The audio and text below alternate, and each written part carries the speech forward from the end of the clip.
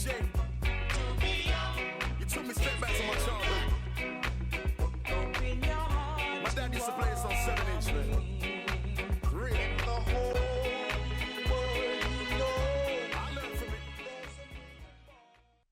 What does it mean to be resilient, unstoppable, and talented?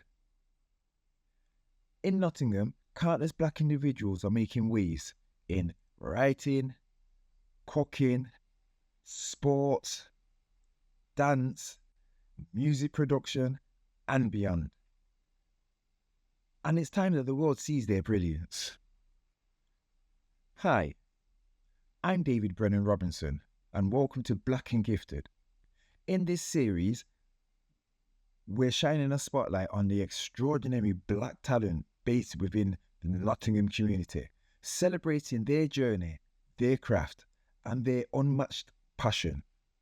Stay with us as we uncover their stories, their struggles, and the magic that they bring to the world every single day. You won't want to miss what we have in store. So let's dive right in. Sit back and enjoy.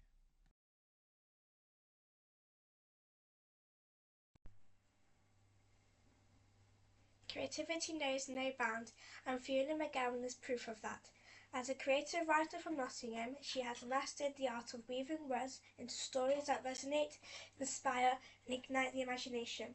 From crafting heartfelt short stories to writing vivid poetry that captures the essence of life, FIONA McGowan brings her unique voice to everything she creates. Today we'll explore her journey, what fuels her passion for storytelling, the challenges she has faced, and the dreams she is chasing. Get ready to meet the remarkable talent who is redefining creative expression through the power of words.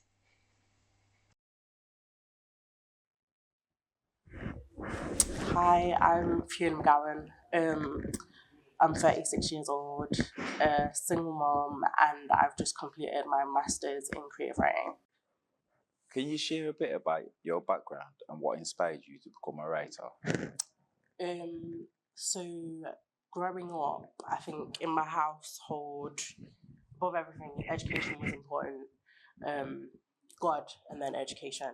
And so my parents always ensured that there were books within the home.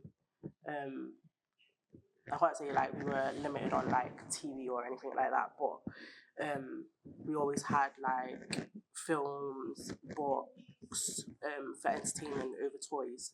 And so I grew to love literature and writing in and out of school. I think that stemmed from the fact that my dad was self-taught. He taught himself how to read and write, and that kind of stirred up the importance for his children to know how to read and write even before starting preschool. That kind of stayed with me, I guess, throughout and into adulthood. And how was your cultural heritage influence your writing? I think I was fortunate enough to establish from a very early age being black was to be proud. Both my parents coming from Jamaica, and that not being an easy transition in itself really encouraged me to understand the importance of being black and British, having the advantage over, let's say, other relatives that were left back home. To be fortunate enough to have an English education and the opportunities available for me to flourish in my academic studies where others weren't, I guess. And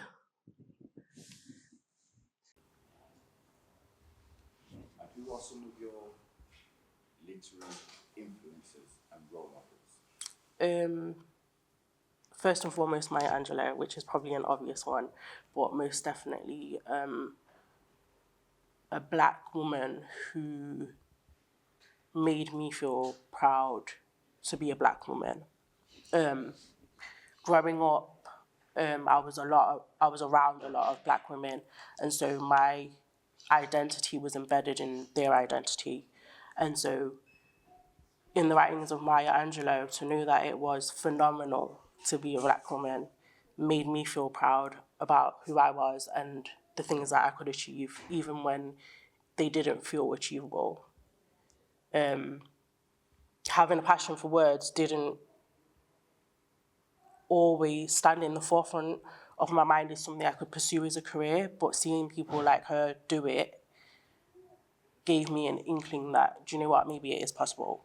And so I think throughout my life and resonating with the words that she wrote down, kind of, I guess, subconsciously led me to this point,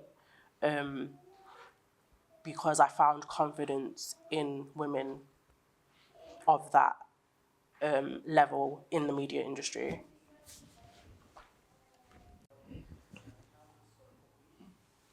Can you describe your writing process? And do you have any rituals or routines that help you get into that creative zone? I think I have a few different types of starting points, if you like, depending on what I'm writing. So I could take inspiration from a prompt, whether it be like from an app or like obviously having studied poetry and creative writing, being issued a prompt. Or it could be as simple as I'm watching TV and a line from whatever I'm watching at the time inspires me to then develop the thought or idea surrounding that concept. I also take a lot of inspiration from the people that are around me, whether it be family, friends, people that you encounter on a one-off. It could be song lyrics. So yeah, I kind of don't have like one specific like avenue when approaching my writing. It kind of just depends on what sparks something that can then be developed.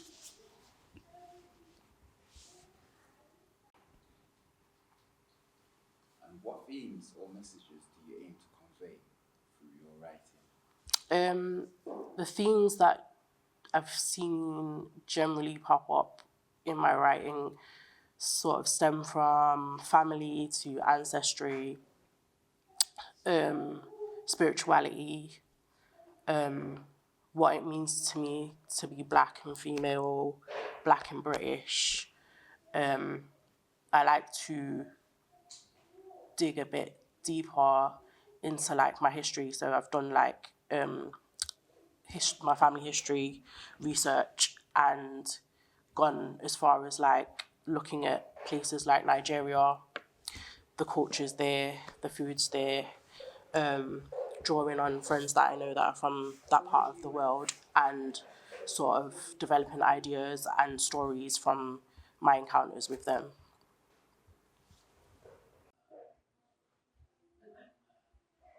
What are some of the biggest challenges you face as a black writer in the literal world?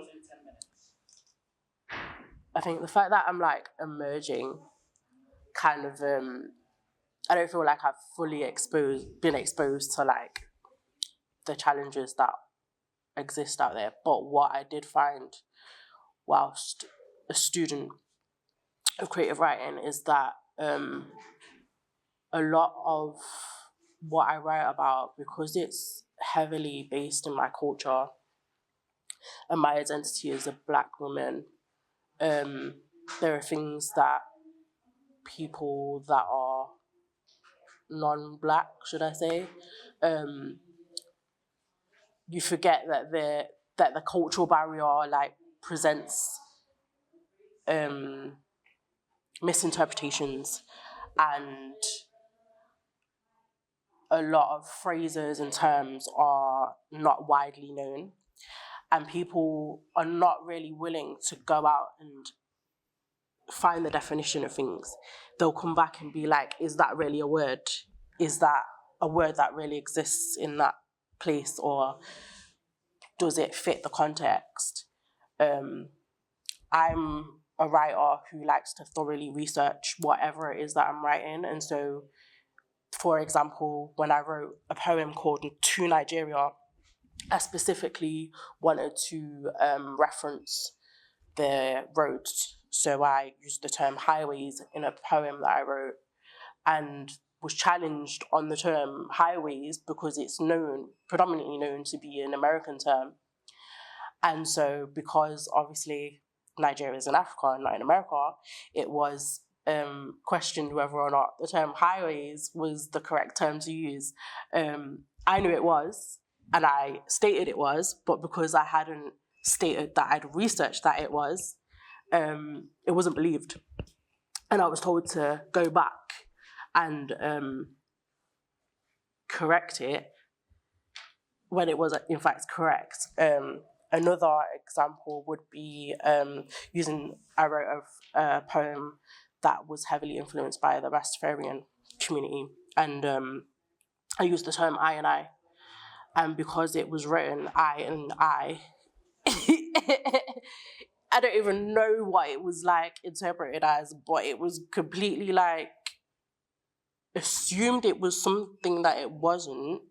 And then I was told to rewrite it so that it could be read the correct way, bearing in mind that even though I'd corrected it, so it could be read the correct way, without educating yourself on the purpose of the term or the meaning of the term, it still wasn't going to be read the correct way, right?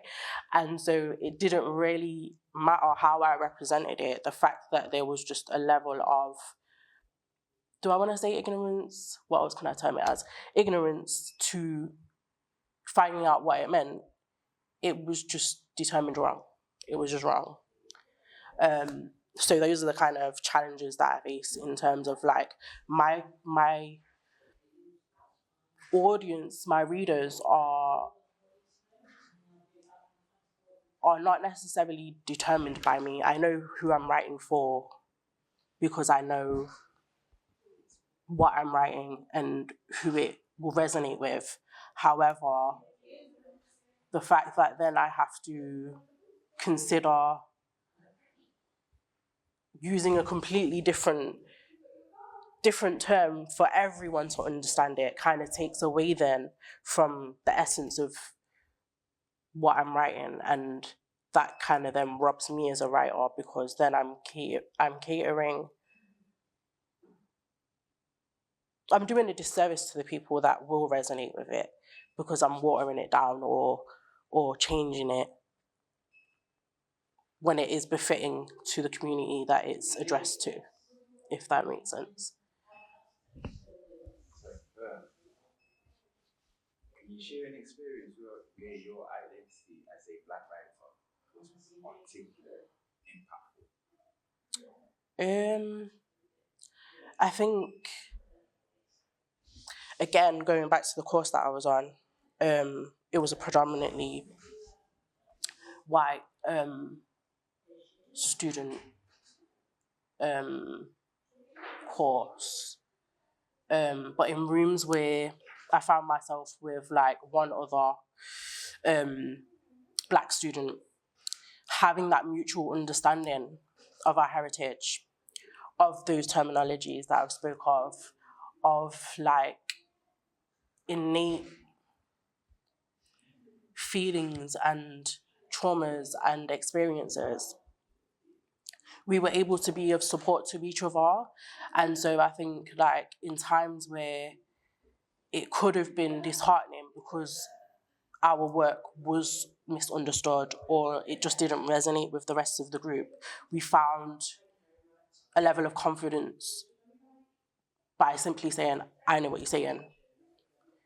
And that, if we didn't have that, it could have been so detrimental to our writing process and the confidence to share our work and therefore continue onto the course and therefore continue to pursue a career in writing. That it just highlights how important it is to have unity in those spaces, and have those spaces available to people of colour, because without the support of each other, a lot of what we do would land nowhere. And it's in the spaces where we can connect, where we can grow, and we can provide accessibility for those who may have an interest in the things that we're doing or the things that we're writing about. It just provides a space where people can be seen and heard and represented. So yeah, in the classroom is where I found difficulty, found challenges as a Black writer, even before even getting to a point of like my work being distributed. So. I know you can't hang if you ain't in the gang. Take a strong spirit, take a strong heart. No matter what's ahead, we'll make a strong start. Yeah, we make money, yeah, we take shows, yeah, we make beats, yeah, we ride flows. No, this ain't a fashion, no, this ain't a trend. Yeah, this is our culture, and that's what I defend. From now until the end, for those who stood before me, I stand on their shoulders so you can't ignore me. Young, gifted and black.